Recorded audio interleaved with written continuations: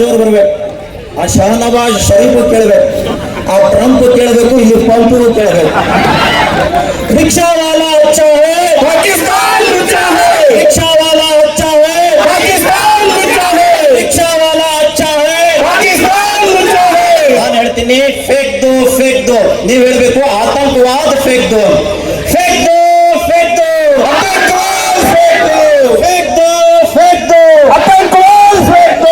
ನಾನು ಹೇಳ್ತೀನಿ ಮೋದಿ ತುಮ್ ಆगे बढ़ो, ನೀವು ಹೇಳ್ಬೇಕು हम तुम्हारे साथ है, मोदी जी तुम आगे बढ़ो हम तुम्हारे साथ है, मोदी जी तुम आगे बढ़ो हम तुम्हारे साथ है, मोदी जी तुम आगे बढ़ो हम तुम्हारे साथ है. ಕಲಬುರ್ಗಿಯ ಎಲ್ಲ ನಾಗರಿಕರು ತಮ್ಮ ತಮ್ಮ ಮೊಬೈಲ್ಗಳನ್ನ ತೆಗೆದು ಟಾರ್ಚ್ ಆನ್ ಮಾಡಿ ಸೈನಿಕರೊಂದಿಗೆ ನಾವು ಇದ್ದೀವಿ ಅನ್ನುವಂತ ಸಂದೇಶ ಕೊಡಬೇಕು. ಎಲ್ಲರೂ ಕೂಡ ತಮ್ಮ ಮೊಬೈಲ್ ಟಾರ್ಚ್ ಅನ್ನ ಆನ್ ಮಾಡಿ, ಎಲ್ಲರೂ ಮಾಡಿ, ಎಲ್ಲರೂ ಮಾಡಬೇಕು.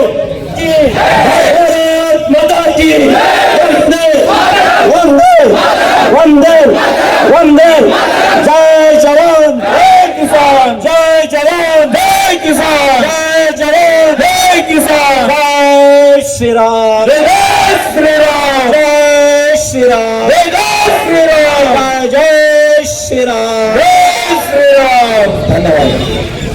ಇಲ್ಲಿ ನೆರೆದಿರುವಂತ ಎಲ್ಲರಿಗೂ ಪೂಜ್ಯ ಆಗಲೇ ಏನೇನು ತಿಳಿಸ್ಬೇಕು ಎಲ್ಲ ವಿಚಾರಗಳನ್ನು ತಿಳಿಸಿದ್ದಾರೆ. ನಾವೆಲ್ಲರೂ ಒಂದನ್ನು ಯಾವತ್ತೂ ಸ್ಮರಣೆ ಒಳಗಿಟ್ಕೋಬೇಕು. ಇಂದಿನಿಂದ ನಾವು ಯಾವಾಗಲೂ ಈ ಭಾರತ ಭೂಮಿಯಲ್ಲಿ ಗುರುಗೌರವ ದೇಶ ಅಂತ ಗುರುಗಳಿಗೆ ಬಹಳಷ್ಟು ಗೌರವ ಕೊಡ್ತೀವಿ. ಎಲ್ಲ ಮಠಾಧೀಶರಿಗೂ ಸನ್ಯಾಸಿಗಳಿಗೂ ಬಹಳಷ್ಟು ಗೌರವ ಕೊಡ್ತೀವಿ.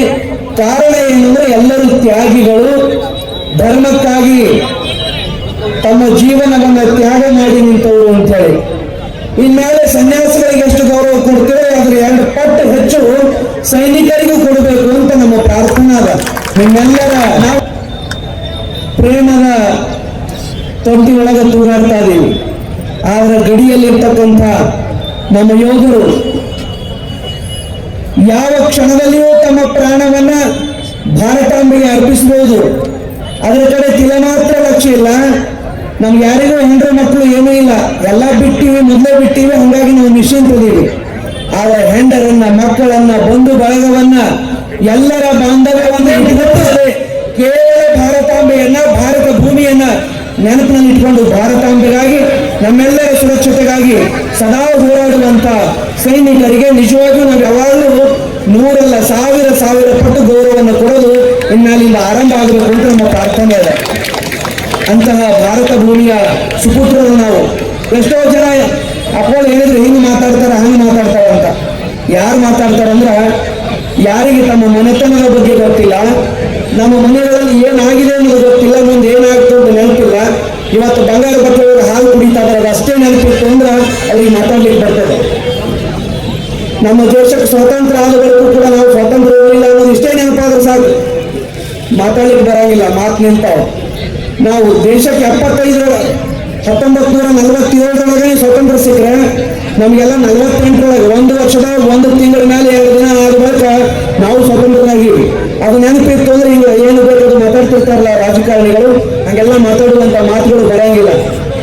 ನಾವೆಲ್ಲ ಇವತ್ತು ಹಿಂದೂಗಳಾಗಿ, ಮಠಾಧಿಪತಿಗಳಾಗಿ, ಅಥವಾ ನೀವೆಲ್ಲ ಇಷ್ಟು ಮಧ್ಯರಸ್ತೆಯೊಳಗೆ ನಿಶ್ಚಿಂತವಾಗಿ ಭಾರತಾಂಬೆ ಜೈಕಾರ ಹಾಕ್ಲಿಕ್ಕೆ ಕಾರಣ ಯಾರು ಅಂದ್ರೆ ಸರ್ದಾರ್ ವಲ್ಲಭಭಾಯಿ ಪಟೇಲ್ರು, ರಮಾನಂದ ತೀರ್ಥರು, ನಮ್ಮ ನಾಡಿನ ಅನೇಕ ಜನ ಯೋಧರು, ಧರ್ಮ ಯೋಧರು, ಮತ್ತು ದೇಶಕ್ಕಾಗಿ ತಮ್ಮ ಪ್ರಾಣವನ್ನು ಬಲಿದಾನ ಮಾಡಿರ್ತಕ್ಕಂಥವ್ರು. ಅವರನ್ನು ಸ್ಮರಣೆ ಮಾಡಬೇಕು. ಇಲ್ಲಾಂದ್ರೆ ನಾವು ನಿಜಾಮರ ಕೈ ಒಳಗೆ ನಾವು ಎಲ್ಲರೂ ಅಲ್ಲಿ ಹೆಂಗೆ ಪಾಕಿಸ್ತಾನ ಆಯ್ತು ಹಂಗೆ ಇದು ಒಂದು ಪಾಕಿಸ್ತಾನ ಆಗ್ತಿತ್ತು. ಮೊಹಮ್ಮದಲ್ಲಿ ಜಿನ್ನ ಮಾಡಿದ ಕುತಂತ್ರದಿಂದ ನಾವು ಅದಕ್ಕೆ ಒಳಗಾಗಬೇಕಾಗ್ತಿತ್ತು. ನಾವ್ಯಾರು ಇಷ್ಟು ಸ್ವತಂತ್ರವಾಗಿ ಮಾತಾಡ್ಲಿಕ್ಕೆ ಆಗ್ತಿರ್ಲಿಲ್ಲ, ನಾವು ಗುಂಡು ಟೋಪಿ ಹಾಕೋಬೇಕಾಗ್ತಿತ್ತು. ಆದ್ರೆ ಅವರೆಲ್ಲರ ಪ್ರೇರಣೆ, ನಮ್ಮವರ ರಕ್ತ ಬಲಿದಾನ, ತ್ಯಾಗ ಬಲಿದಾನದಿಂದ ಬಹಳ ವರ್ಷ ಆಗಿಲ್ಲ, ನಮ್ದೇನು 1000 ವರ್ಷ ಆಗಿಲ್ಲ, ಅಥವಾ ಏನು 100 ವರ್ಷವಾಗಿದೆ ಅಂತಿಲ್ಲ. ಬರೀ 75-76 ವರ್ಷದ ಹಿಂದಗಡೆ ನಾವ್ಯಾರು ಉಸಿರಾಡೋದು ಕೂಡ ಕಷ್ಟ ಆಗಿತ್ತು ರಜಾಕಾರರ ಹಾವಳಿಯಿಂದ.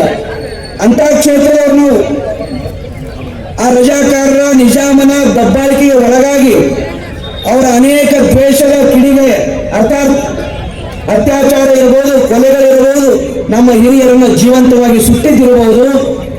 ಅದೆಲ್ಲವೂ ನಾವು ಮರೆತು ತಾತ್ಕಾಲಿಕವಾಗಿ ಇವತ್ತಿನ ಬದುಕಾಕತ್ತೀವಿ ಅಂದ್ರೆ ನಾವು ನಿಜವಾಗೂ ಬದುಕಲಿಕ್ಕೆ ಯೋಗ್ಯವೇ ಅಲ್ಲ. ಯಾವನಿಗೆ ಇತಿಹಾಸ ನೆನಪಿರಂಗಿಲ್ಲ, ಅವ ಮುಂದೆ ಇತಿಹಾಸವನ್ನು ನಿರ್ಮಾಣ ಮಾಡ್ಲಿಕ್ಕೂ ಆಗಂಗಿಲ್ಲ. ಯಾವಾಗಲೂ ನಾವು ಭವಿತವ್ಯವನ್ನು ಕಟ್ಟಬೇಕಾದ್ರೆ ಭೂತಕಾಲವನ್ನು ಸ್ಮರಣೆ ಒಳಗೆ ಇಡಬೇಕಾಗ್ತದೆ. ಈ ನೆಲ, ಈ ಜಲ, ಇಷ್ಟೆಲ್ಲ ನಾವು ಇದ್ದೀವಿ ಇವತ್ತು ಸುರಕ್ಷಿತ ಯಾವಾಗಲೂ ತಯಾರಲ್ಲ. ಎಲ್ಲಾ ಕಾಲದೊಳಗೂ ನಮ್ಮ ದೇಶದ ಸೈನಿಕರಿಗೆ ನಾವು ಯಾವುದೇ ಆರೋಪ ಸಲ್ಲಿಸುವಂಗಿಲ್ಲ. ಆದ್ರೆ ಅಲ್ಲಿರ್ತಕ್ಕಂಥ ಸಮರ್ಥವಾದ ನಾಯಕರು ಸರಿಯಾಗಿದ್ದ ಕಾರಣಕ್ಕಾಗಿ ಇವತ್ತು ನಾವೇನು ಅಂತ ವಿಶ್ವಕ್ಕೆ ತೋರಿಸ್ಲಿಕ್ಕೆ ಸಾಧ್ಯ ಆಗಿದೆ. ಅದು ಎಲ್ಲರೂ ನೆನಪಿಡಬೇಕು. ನಾವು ಮುಂದೆಯೂ ಕೂಡ ಎಂಥ ನಾಯಕರುಗಳನ್ನ ಆರಿಸಬೇಕು ಅನ್ನೋದು ಕೂಡ ತಲೆಯೊಳಗಿರಬೇಕು.